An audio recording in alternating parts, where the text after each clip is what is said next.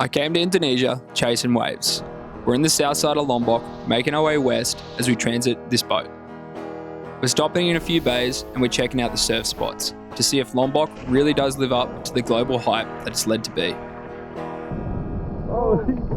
And that brings us here to Reef Bay, a 16-minute car ride from Kuta and home to some of the best waves on the island. We're going to hit dons, insides and outside rights. And although this is a great spot for an intermediate surfer to progress, there's still a lot of people in the way and it's very difficult to navigate the crowds and their level of experience.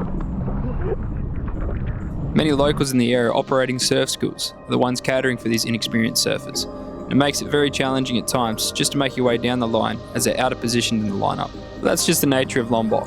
And on the waves that you do get a clear face, Dons is a great spot to work on linking your turns and ripping it down the line. In the end section there's quite a nice ramp, but be mindful it gets pretty shallow on low tide.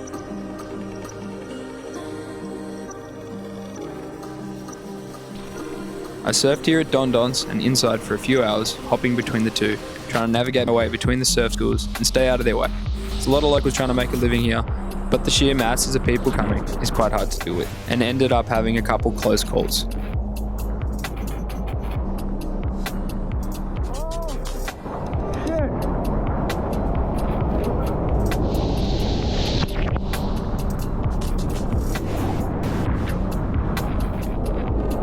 Now, as you can probably tell, I'm not the best surfer either, so if you have any tips or pointers, drop one below. If you're wanting to come here, it's going to cost you around 100,000 IDR, or roughly 10 Aussie dollars for a boat ride out from Reef, and they'll give you 2 or 3 hours out at the break. And as the evening set in, I was expecting many of the crowd to die off, but it just kept the massive flow of people coming the whole way throughout the day, and even going into after dusk. And see if we find a gem. You follow me around like a bad smell, mate. I think I found it first.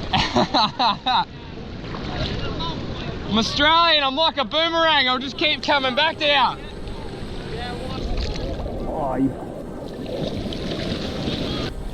Well, all we know is we're just gonna go left. Oh shit! They're turning each other all down the line!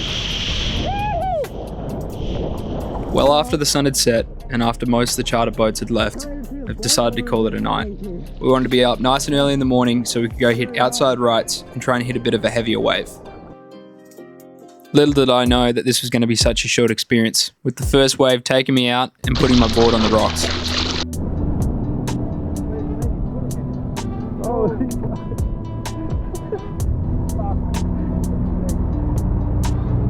Up in there, Rob. I was on it. Go. The wave has a lot more size and it scares away most of the crowds. I'd recommend having a bit of a bigger board, like a mid-length rather than a shorty, just so you can paddle into it nice and easy and get going. Okay, look at that. Oh wow. Wasn't even there. I dropped down, I look over, you guys are going, I was like, oh, you're missing the wall. Yeah. I'm like, toss. Just flying down it. And then my feet start sliding forward because there's no wax on the board. And then at one point, it just goes onto the nose and into it. And then just snap. It's probably gonna... Yeah. As I went in to retrieve my board, I ended up cutting my feet up on the reef and this became a one and done session. So we packed up and we kept heading west. This next spot we found was a bit of a sick location, and I won't quite tell you where it is, but it's in the Bay of... What I learned from coming here is that Lombok does have some wicked waves that you can find by yourself. You just have to be willing to search further and deeper into Lombok than what most of the crowds are willing to.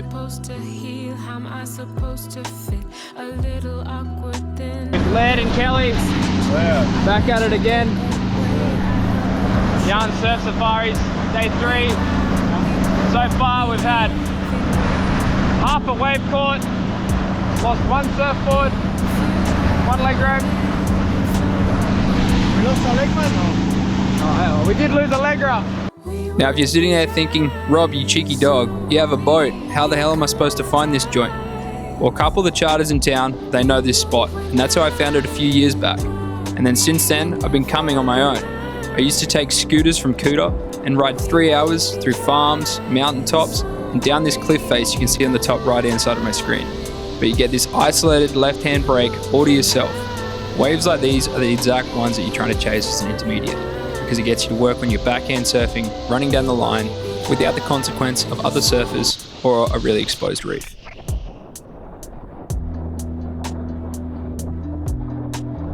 Not the greatest to surf.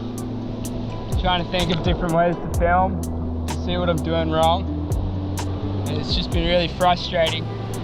Tipped a little bit quick, but yeah, it's a cool spot.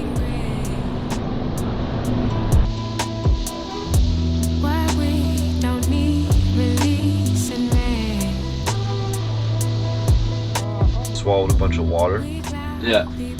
I was just thinking I have to get out of the line of these waves, so every time I get trampled, and my arms were so exhausted from that. That's just paddle fitting then, yeah. Yeah. It's fucking hard, eh? Yeah. So what's the verdict on Lombok? Is it worth it? I personally think it is. In some areas, it can be frustrating with the amount of people and the lack of experience in the water. But working your way and navigating those waters makes you so much better. It's all part of the process. When I was at a beginner's stage, this guy told me, you gotta surf the shit. You gotta enjoy the process. And that's some of the most frustrating things that I'm facing now. Because after you've surfed for a few years and you plateau out, you want to be able to do some cool maneuvers, but it just doesn't quite happen. Being able to come here, even with the crowd, working on your surf IQ, being so much more selective in your waves, by the time you do find a spot that there isn't crowds, you'll be able to work so much more on your technique and really focus on what you're trying to hone in. So as an intermediate, I'll definitely come here again.